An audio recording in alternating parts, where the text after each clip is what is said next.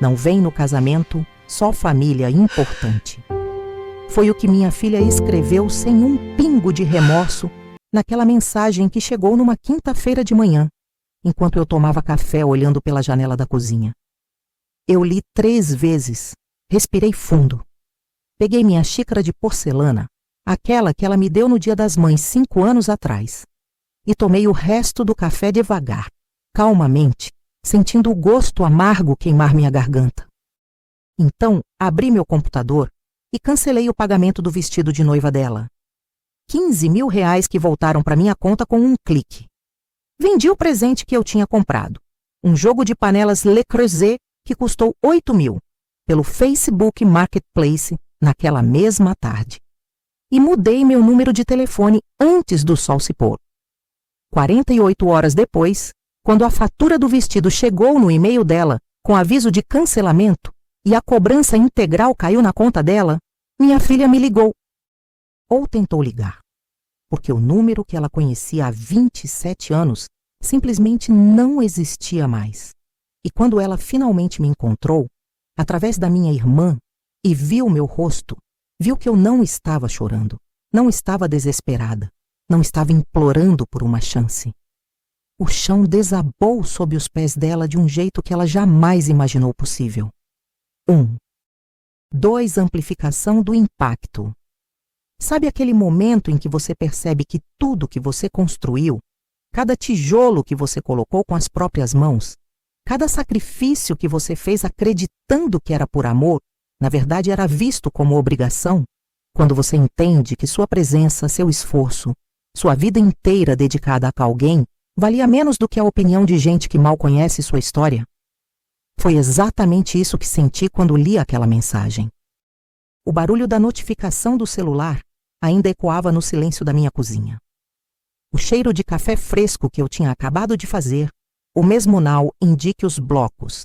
10:24. PM Orchestrated, Seamless Narrative, Without Structural Markers. O usuário quer que eu crie o roteiro narrativo completo seguindo todas as diretrizes do prompt, mas sem indicar os blocos, bloco 1, bloco 2, etc. Devo manter toda a estrutura, todos os elementos, todas as técnicas narrativas, mas apresentar como um texto corrido, fluido, sem as divisões visíveis. Vou criar a história completa sobre a mãe que foi desenvidada do casamento da filha, cancelou tudo e mudou de número.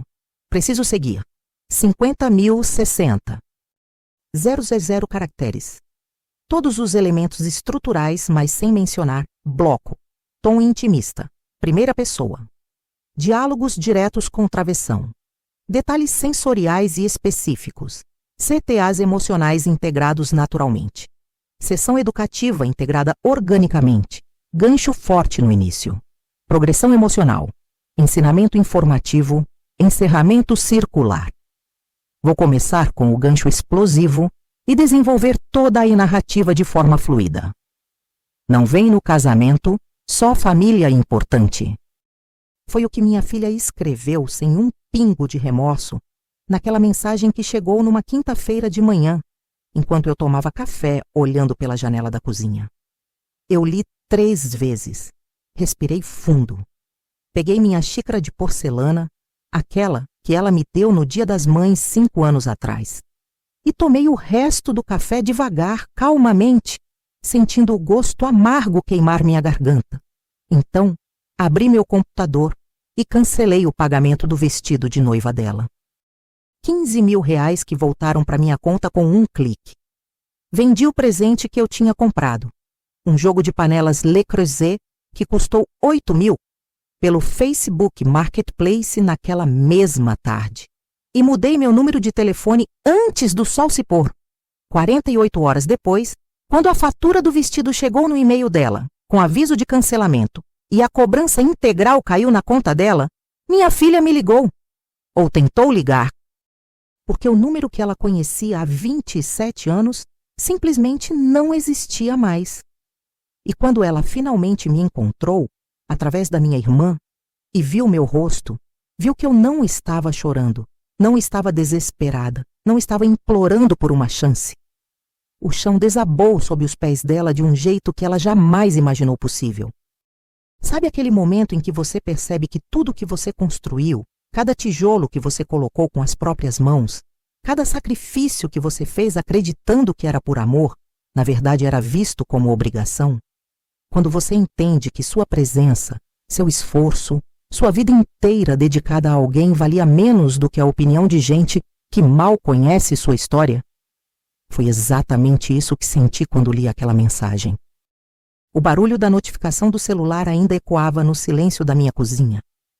O cheiro de café fresco que eu tinha acabado de fazer, o mesmo ritual de todas as manhãs desde que ela nasceu, se misturava com o perfume das flores que eu havia comprado no mercado no dia anterior. Rosas cor-de-rosa, as favoritas dela. Ou pelo menos eram quando ela ainda se importava com o que eu fazia. A luz do sol entrava pela janela e batia exatamente no porta-retratos onde estávamos juntas.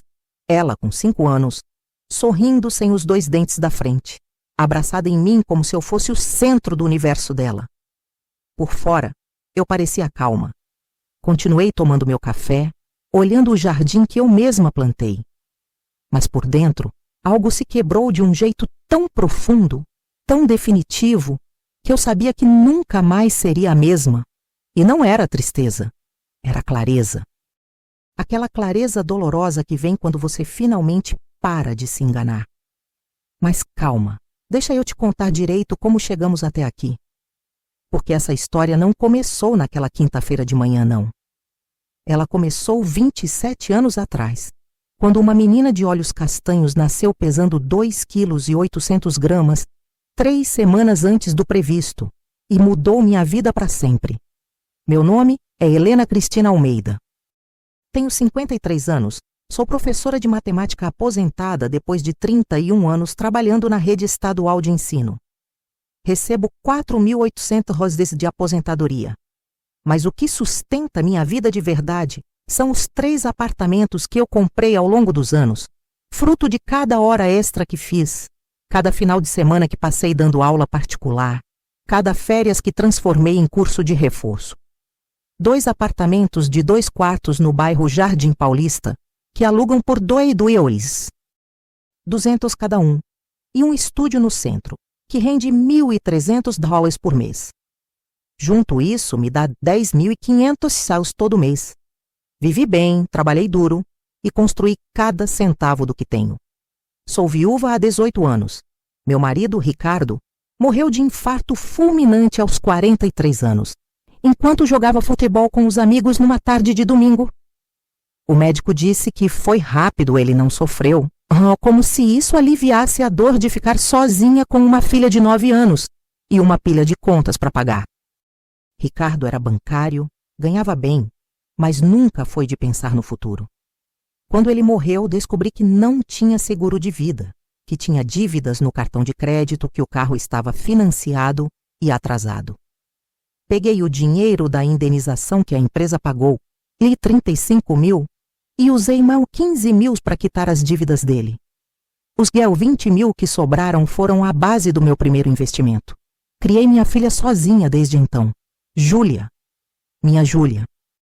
Foi numa terça-feira, 3 semanas antes daquela mensagem, que tudo começou a desandar de vez. Eu estava na sala, corrigindo provas antigas. Tinha guardado algumas como lembrança dos meus últimos anos de docência. Quando Júlia chegou com o namorado, Rafael.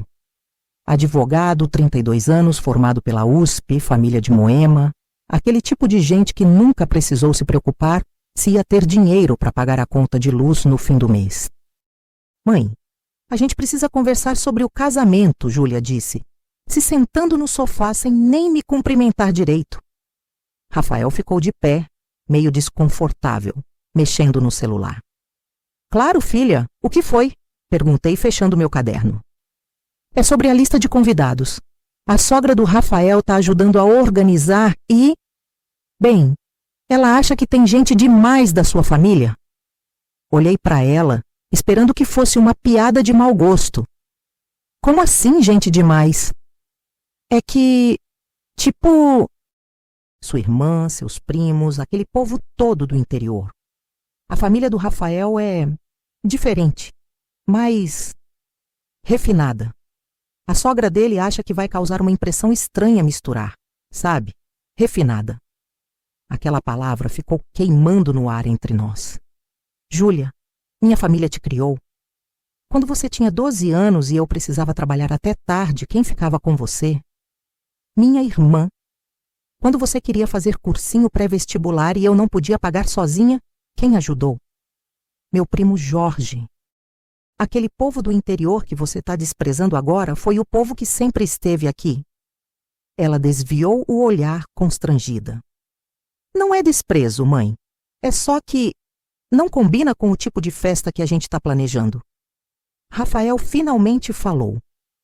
Dona Helena, a senhora entende, né? É um evento de alto padrão. Tem imagem a zelar. Imagem a zelar. Como se a minha família, o povo que sustentou aquela menina a vida inteira, fosse uma mancha na reputação dela. Respirei fundo. E eu combino com esse evento de alto padrão. Júlia ficou em silêncio. E esse silêncio disse mais do que qualquer palavra poderia dizer.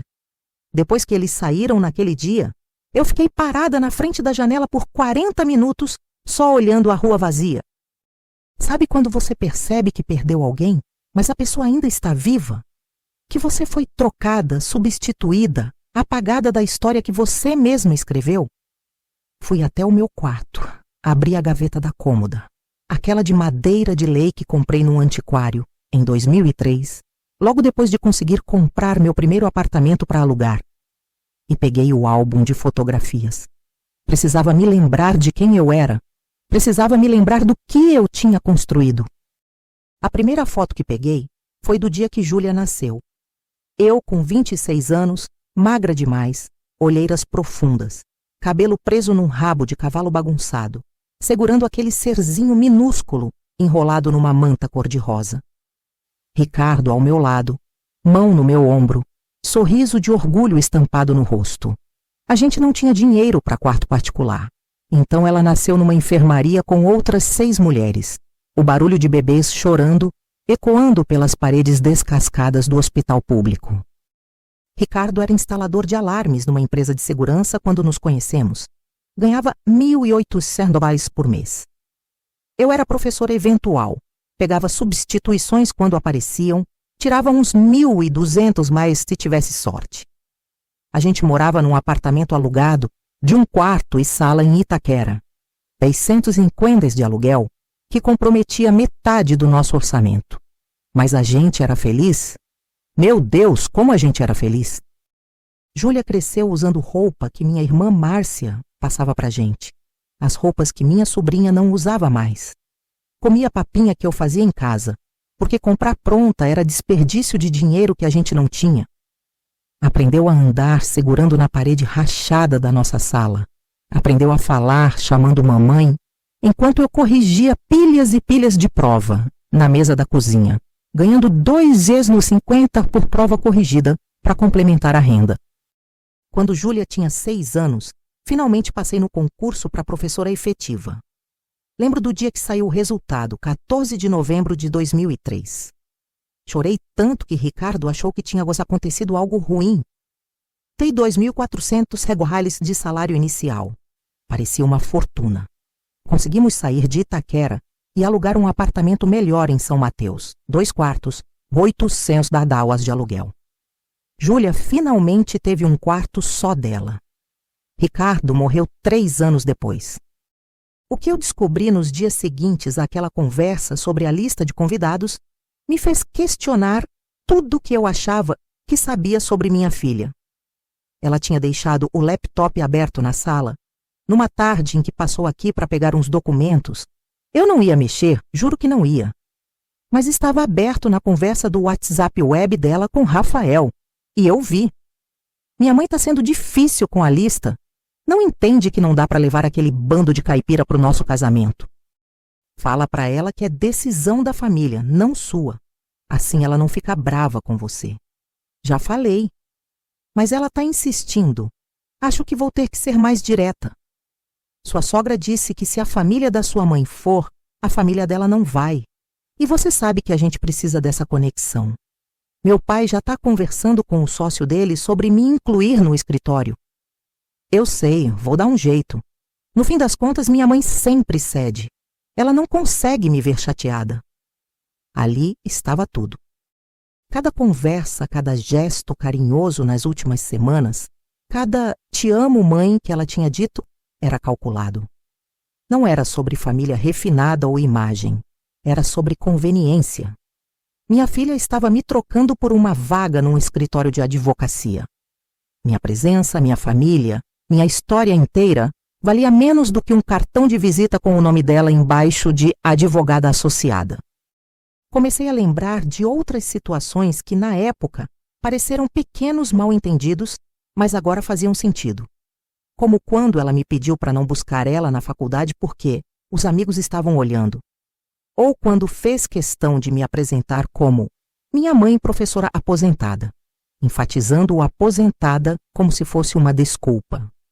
Ou quando sugeriu que eu não fosse no aniversário de 25 anos dela, porque vai ser num lugar muito chique, você vai se sentir deslocada. Era um padrão, uma escalada silenciosa de vergonha. Aos poucos, eu estava sendo apagada da vida que eu mesma tinha construído para ela. Júlia sempre dizia: "Mãe, você não entende, é diferente agora." E eu aceitava. "Mãe, não é assim que as coisas funcionam no meu círculo." E eu me calava.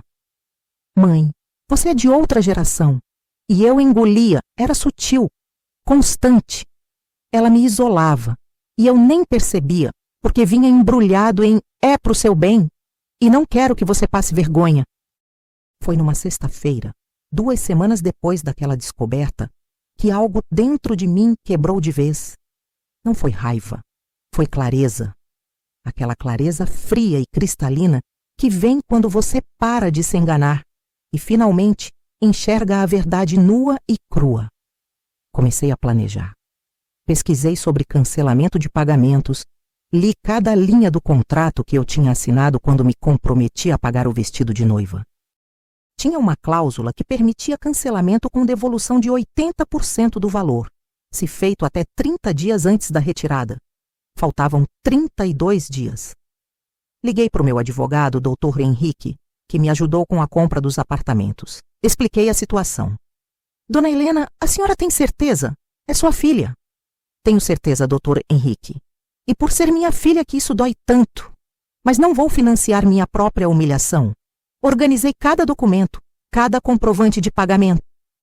O vestido, 15.000 railas, pago em 3 parcelas, a última vencendo em 10 dias.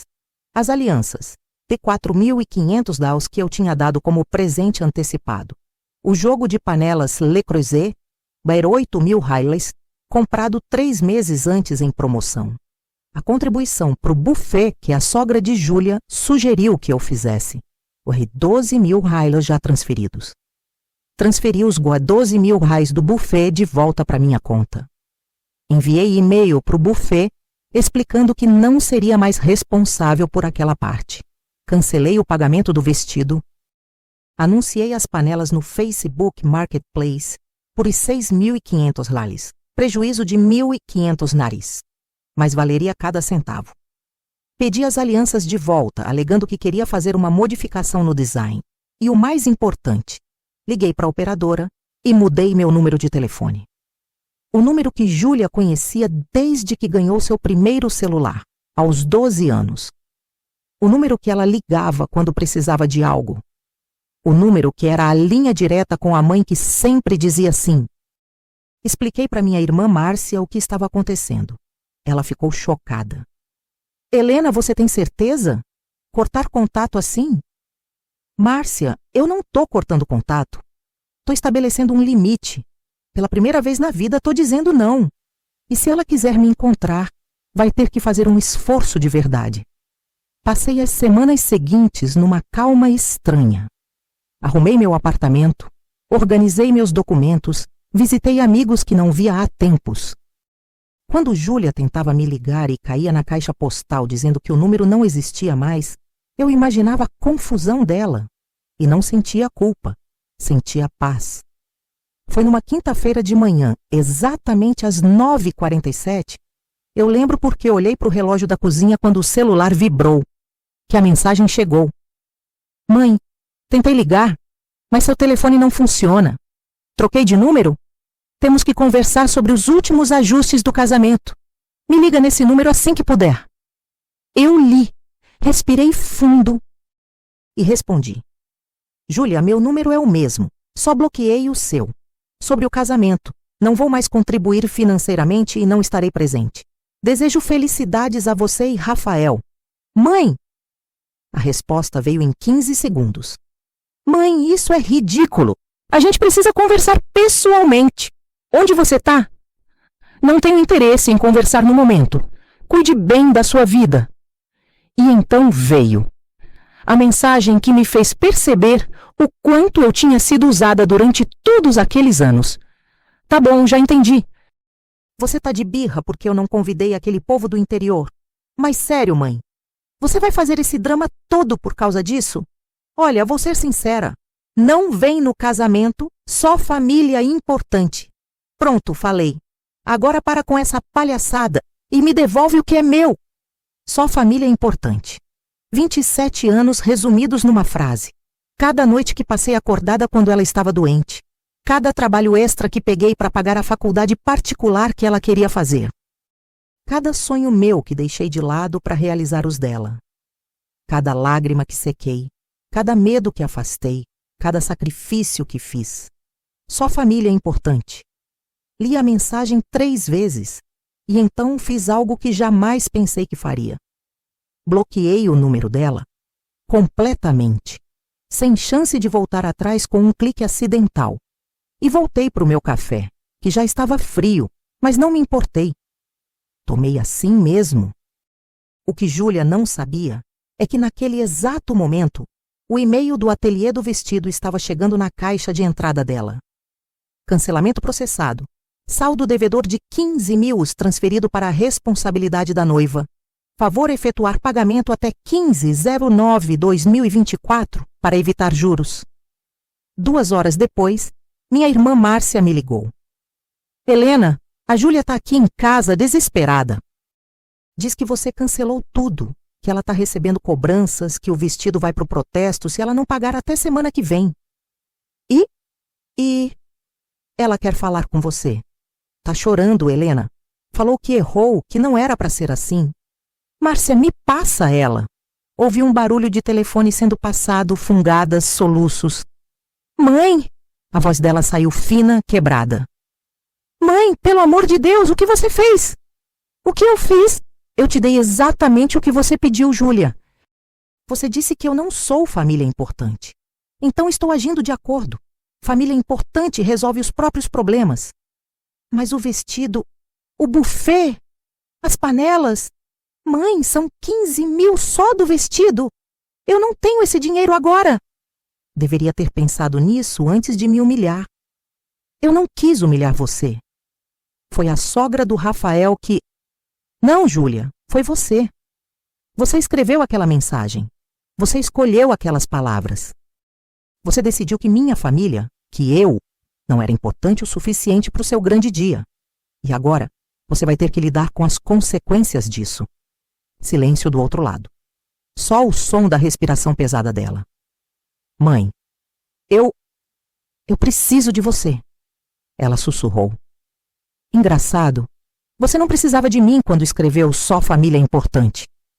Mas agora que o dinheiro sumiu, a memória voltou, é? Não é sobre dinheiro, é sobre você ser minha mãe. E foi aí que eu falei a frase que tinha ensaiado mentalmente durante semanas. Ser mãe não é sinônimo de ser capacho, Júlia. Eu te amei, te criei, te dei tudo que eu tinha e muita coisa que eu não tinha.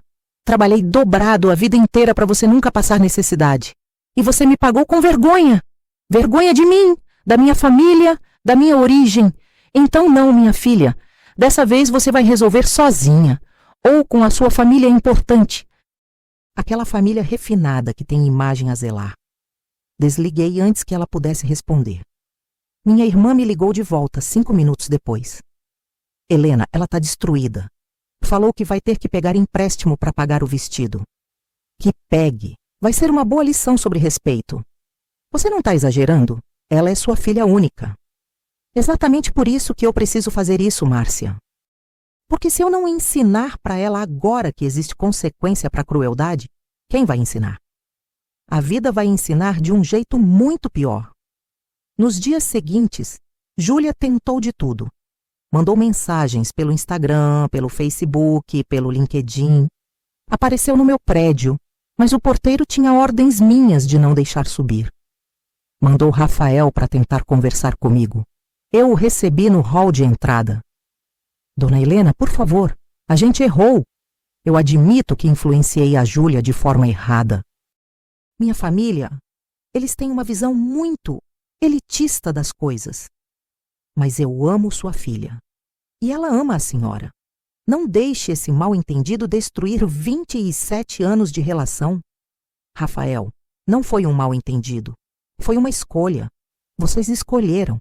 E eu também estou escolhendo. Estou escolhendo minha dignidade. Vocês vão se casar? Ótimo. Vão ser muito felizes, espero. Mas não vão fazer isso com o meu dinheiro e muito menos com a minha bênção envergonhada no canto da sala. Mas o vestido... Ela está desesperada. Pegou empréstimo com juros absurdos para pagar. Bom, agora ela sabe o que é ter que se virar sozinha. Como eu tive que me virar quando o pai dela morreu e me deixou com dívidas e uma criança para criar. Ele ficou sem palavras. Apenas balançou a cabeça e foi embora. O que Rafael não sabia, e eu só descobri depois através da minha irmã que ainda mantinha contato com Júlia, é que a situação financeira deles estava pior do que aparentavam. Rafael tinha sido demitido do escritório onde trabalhava 2 meses antes, mas escondia de todo mundo porque a família dele não podia saber que ele tinha fracassado. Júlia ganhava $4.500 como advogada júnior, mas gastava $3.800 só para manter as aparências. Salão de beleza, roupas de marca, restaurantes caros, tudo para impressionar a família refinada do Rafael. O casamento estava sendo bancado quase inteiramente pela sogra de Júlia, que, em troca, exigia controle total sobre cada detalhe. E um desses detalhes era a lista de convidados. A velha queria um casamento que parecesse capa de revista. E minha família do interior, com minha irmã costureira e meu primo caminhoneiro, não se encaixava na estética dela. Júlia tinha cedido. Tinha me vendido por um vestido bonito e um salão chique. Soube também pela minha irmã que a sogra de Júlia tinha dito para ela: se você quer se casar com meu filho e fazer parte desta família, precisa deixar certas coisas do passado para trás. Inclusive pessoas. E minha filha tinha concordado. Tinha colocado um preço na minha cabeça. E esse preço era um buffet de frutos do mar e flores importadas. 3 semanas se passaram. O casamento estava marcado para um sábado, 28 de setembro de 2024. Recebi o convite? Sim, ela tinha mandado um convite formal para o meu endereço, provavelmente para salvar as aparências com algum convidado que perguntasse por mim. Um convite lindo, papel vegetal, caligrafia dourada, lacre de cera. Cerimônia às 16 horas na Igreja Nossa Senhora do Brasil. Recepção no Espaço Grandville. Coloquei o convite na gaveta sem abrir. Não me importava mais. Foi na véspera do casamento, uma sexta-feira à tarde, que algo aconteceu. Minha irmã apareceu na minha casa sem avisar. Helena, precisamos conversar. Márcia, eu já te disse que... Não é sobre você perdoar ela. É sobre você não se arrepender. Amanhã é o casamento. Seja lá o que acontecer depois, você não vai ter outra chance de estar lá. Eu sei que ela errou. Errou feio. Mas ela ainda é sua filha e você ainda é a mãe dela. Sentei no sofá cansada. Márcia, você não entende. Não é teimosia. É que, se eu voltar agora, eu estou dizendo para ela que tudo bem. Que ela pode me tratar assim, me usar assim, me descartar assim. E no final, eu sempre vou estar lá. E eu não posso fazer isso, porque se eu fizer, eu vou me perder de vez. Márcia se sentou ao meu lado. Eu entendo. Juro que entendo. Mas pensa. E se daqui a 10 anos você olhar para trás e se arrepender?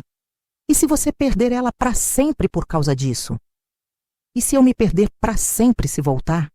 Respondi olhando nos olhos dela. Márcia, quantas vezes a gente já viu isso? Mulher que aceita desaforo, aceita humilhação, aceita ser tratada como segunda opção só porque é família? Eu passei a vida inteira me doando. Chegou a minha hora de me escolher. Ela ficou em silêncio por um longo momento. Então você não vai mesmo? Não. E se ela tentar falar com você depois? Aí depende. Se ela vier com desculpa vazia, não quero. Se ela vier com arrependimento de verdade, entendendo o que fez de errado, aí a gente conversa. Mas tem que ser real, Márcia. Não pode ser só porque ela precisa de alguma coisa de mim de novo. Márcia assentiu tristemente. Tá bom. Eu respeito sua decisão. Mas eu vou no casamento. E vou levar nossos primos. Porque independente do que ela fez com você, ela ainda faz parte da nossa família. Eu sei. E tá tudo bem. Você vai e representa a família. Mas eu não consigo. Não assim. No sábado 28 de setembro de 2024, acordei às 7 da manhã. O dia estava nublado, ameaçando chuva. Fiz meu café, sentei na varanda do meu apartamento e fiquei olhando a cidade acordar. Às 16 horas, enquanto Júlia estaria entrando na igreja ao som de Wagner, eu estava no cinema assistindo um filme francês sobre uma mulher que recomeçava a vida depois dos 60. Quando saí da sessão, às 18h30, tinha 17 chamadas perdidas e 23 mensagens no WhatsApp. Todas de números que eu não conhecia. Amigos da Júlia tentando me convencer a ir na recepção, dizendo que ainda dava tempo, que ela estava chorando, que tinha perguntado por mim várias vezes. Desliguei o celular e fui jantar sozinha num restaurante japonês que eu adorava. Pedi meu prato favorito, saquê quente, e brinquei silenciosamente a minha liberdade, a minha dignidade, a minha escolha. 3 dias depois do casamento, numa terça-feira, Júlia apareceu no meu prédio de novo. Dessa vez, pedi para o porteiro deixar subir. Quando abri a porta, levei um susto. Ela estava magra, olheiras profundas, cabelo preso de qualquer jeito. Nem parecia ter voltado de lua de mel. Entra, falei, me afastando da porta. Ela entrou devagar, olhando ao redor como se estivesse vendo o meu apartamento pela primeira vez. Sentou no sofá onde tinha se sentado tantas vezes, mas dessa vez era diferente. Ela parecia pequena, frágil. Ficamos em silêncio por pelo menos 5 minutos. Eu só olhando para ela olhando para o chão, até que ela falou. Você tinha razão. Não respondi. Esperei. Sobre tudo. Sobre eu ter me perdido. Sobre eu ter te usado. Sobre eu ter vendido você por uma festa bonita e a aprovação de gente que não vale nada. Lágrimas começaram a escorrer pelo rosto dela. No casamento, quando entrei na igreja e olhei para os bancos, minha família, a família de verdade, não estava lá. Tia Márcia foi, meus primos foram, mas você, a pessoa mais importante, não estava lá. E eu percebi, mãe. Percebi que eu tinha trocado ouro por quinquilharia. Que eu tinha machucado a única pessoa que nunca me machucou. Ela soluçou. A sogra do Rafael controlou cada segundo daquela festa. Cada detalhe tinha que passar pela aprovação dela. E no final não era nem sobre mim e o Rafael. Era sobre ela mostrar para as amiguinhas ricas dela que tinha feito um evento impecável. Eu era um adereço, um enfeite bonito para a família dela. E o Rafael? Perguntei baixinho. O Rafael é igual ela. Percebi isso na lua de mel. Tudo que ele faz é pensando em impressionar os pais, os sócios, os amigos. Até me escolher. Acho que foi mais porque eu me encaixo na imagem que ele quer passar. Advogada bonita, bem vestida, educada. Ela limpou as lágrimas com as costas da mão. Mãe, eu não sei nem como pedir desculpas. Não sei nem por onde começar a consertar o que eu fiz. Respirei fundo. Júlia, Você quer consertar porque se arrependeu de verdade ou porque deu errado? Ela me olhou nos olhos. Eu queria dizer que é porque me arrependi de verdade, mas acho que é um pouco dos dois. Eu me sinto horrível pelo que eu fiz, mas também vi que o caminho que escolhi é uma mentira. E agora eu tô presa nessa mentira, casada com um homem que não sei se realmente me ama, cercada de gente falsa, vivendo uma vida que não é minha. Pelo menos, ela estava sendo honesta. O que você quer de mim? Perguntei. Perdão. E ajuda. Eu tô perdida, mãe. Não sei quem eu sou mais. Júlia, eu posso te perdoar. Com o tempo posso. Mas te ajudar a continuar nessa vida falsa? Isso eu não vou fazer. Não é isso que eu tô pedindo. Eu acho que preciso mudar muita coisa. Mas não sei como. Não sei nem por onde começar. Levantei, fui até a cozinha e voltei com 2 xícaras de chá. Sentei ao lado dela. Vou te falar uma coisa que aprendi quando seu pai morreu e eu fiquei sozinha com você. Mudança não vem de fora, vem de dentro. Você vai ter que decidir. Você quer ser feliz ou você quer parecer feliz? Porque é impossível ser os dois quando você está vivendo para agradar todo mundo menos você mesma. Ela bebeu o chá, pensativa. Como você conseguiu? Depois que o papai morreu, como você conseguiu se levantar e reconstruir tudo? Eu não tinha escolha, respondi. Tinha você para criar, tinha contas para pagar, mas principalmente, eu decidi que não ia ser vítima, que eu ia usar aquela dor para me fazer mais forte. Cada apartamento que comprei, cada investimento que fiz, foi um tijolo que coloquei na minha independência, para nunca mais depender de ninguém, para nunca mais ter que aceitar migalha de ninguém. Você acha que eu consigo fazer isso? Consigo. Mas você vai ter que querer de verdade. Não adianta vir aqui, chorar, pedir ajuda e amanhã voltar para a mesma vida, fazendo as mesmas escolhas. Ela assentiu. Posso te visitar de novo? Podemos ir devagar, reconstruir isso aos poucos? Olhei para ela. Minha filha, minha Júlia, tão perdida, tão quebrada, mas ainda minha. Pode, mas com uma condição: honestidade, sempre. Não importa o quanto doa. Se você errar de novo, você me fala. Se você tiver dúvida, você me pergunta. Mas não esconde mais nada de mim para me poupar ou para se proteger. Combinado? Combinado. Ela me abraçou e eu deixei.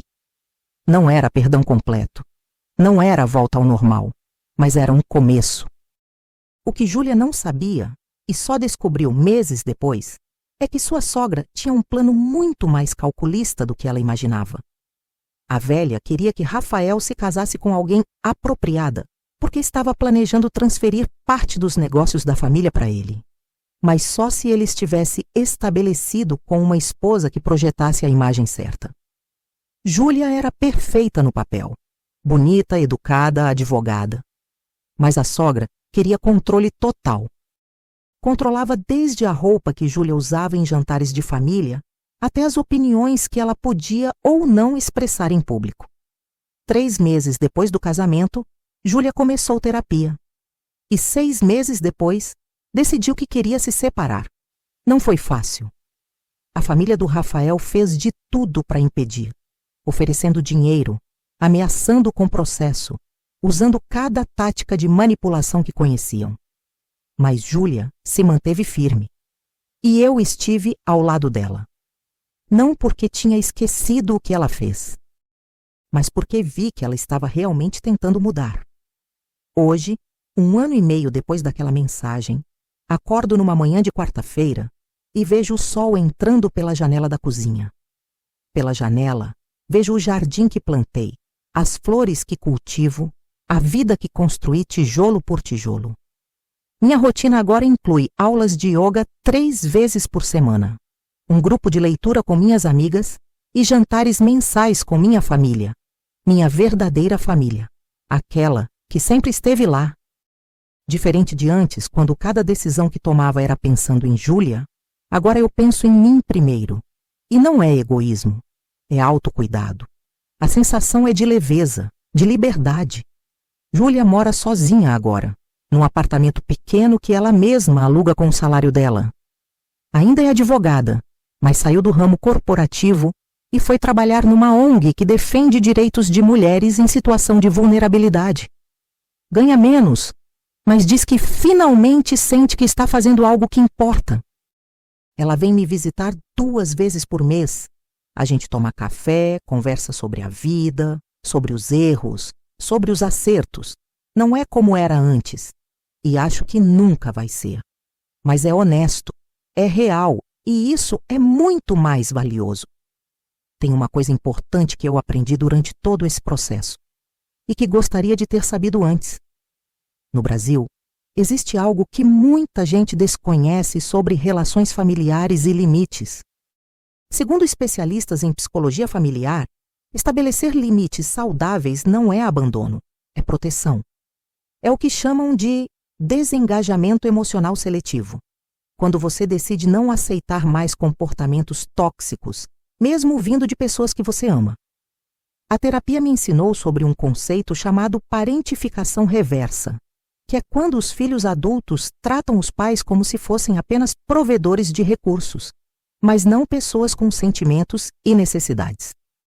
Os sinais incluem pedir ajuda financeira constantemente sem reciprocidade emocional, aparecer só quando precisa de algo e tratar o relacionamento como transacional. Se você está vivendo algo parecido, seja com filhos, pais ou qualquer familiar, saiba que você tem o direito de estabelecer limites. Procure terapia se puder. No Brasil, o CAPS, Centro de Atenção Psicossocial, oferece atendimento psicológico gratuito. Existem também grupos de apoio para famílias em conflito na maioria das cidades. O primeiro passo é reconhecer que amor não é sinônimo de aceitação incondicional de abuso. Você pode amar alguém e ainda assim manter distância emocional para se proteger.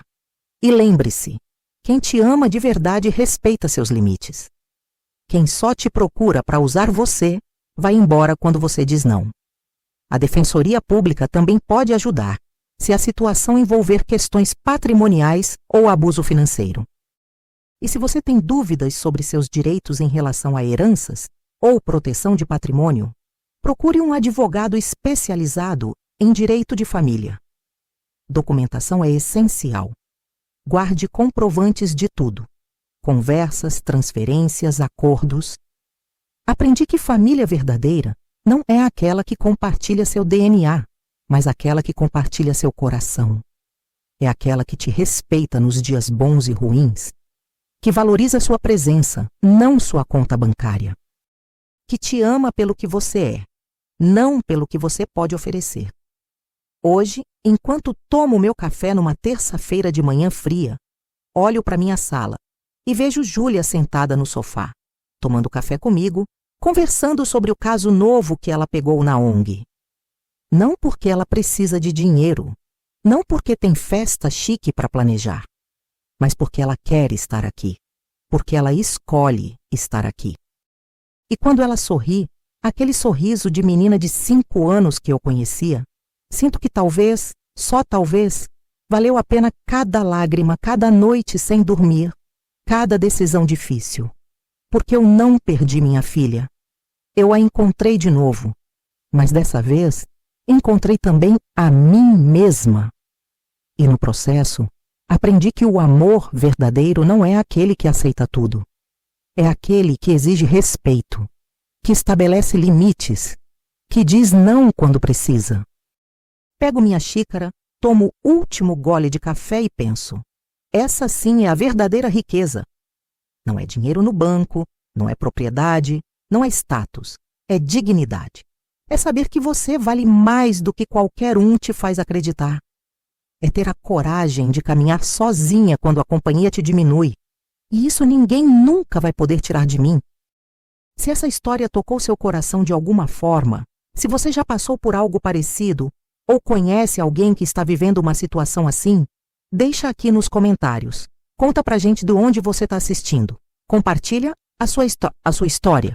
porque às vezes a gente precisa ouvir que não está sozinho, que a dor que sentimos é válida, que estabelecer limites não é egoísmo, é amor próprio. E se você chegou até aqui, muito obrigada por me ouvir, por ter ficado comigo durante toda essa jornada. Curte esse vídeo, compartilha com quem precisa ouvir e se inscreve no canal para continuar acompanhando histórias de superação, força e recomeço. Um abraço forte de uma mãe que aprendeu do jeito mais doloroso que o amor verdadeiro começa em você mesma. Até a próxima história.